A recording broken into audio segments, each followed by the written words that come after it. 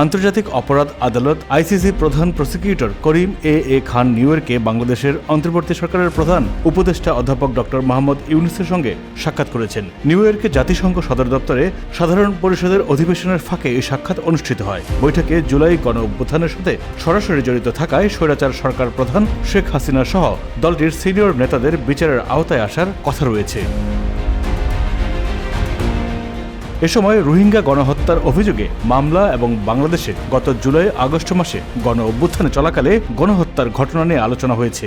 সেসব ঘটনায় অপরাধীদের বিরুদ্ধে মানবতাবিরোধী অপরাধ মামলা দায়ের করার উপায় ও পদ্ধতি নিয়েও আলাপ আলোচনা করেন প্রধান উপদেষ্টা। সে সময় এ খান বলেন, তিনি এবছর শেষ নাগাদ বাংলাদেশ সফর করবেন। তিনি রোহিঙ্গা সংকট নিরসনে নতুন গতি আনতে অধ্যাপক ইউনূসের 3 দফা প্রস্তাবের প্রশংসা করেন। বুধবার জাতিসংঘ সদর দপ্তরে এক বৈঠকে প্রধান উপদেষ্টা এই প্রস্তাব দেন। এ সময় সেখানে আইসিসির প্রধান প্রসিকিউটরের বক্তব্য দেন।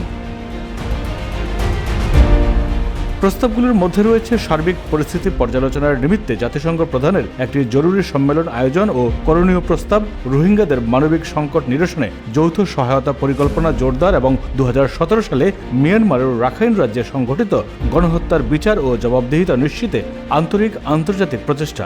করিম খান বলেন, এ 3 দফা যথার্থ। অধ্যাপক ইউনূস আইসিসির প্রধান প্রসিকিউটরের সাথে জুলাই আগস্ট বিপ্লবের সময় গণহত্যার জন্য দায়ীদের বিরুদ্ধে আইসিসিতে মানবতাবিরোধী অপরাধের মামলা দায়ের করার প্রক্রিয়া সম্পর্কে জানতে চান। এই বিপ্লবে কমপক্ষে 700-এরও বেশি শহীদ হয়েছেন এবং 20,000-এরও বেশি মানুষ আহত হয়েছেন।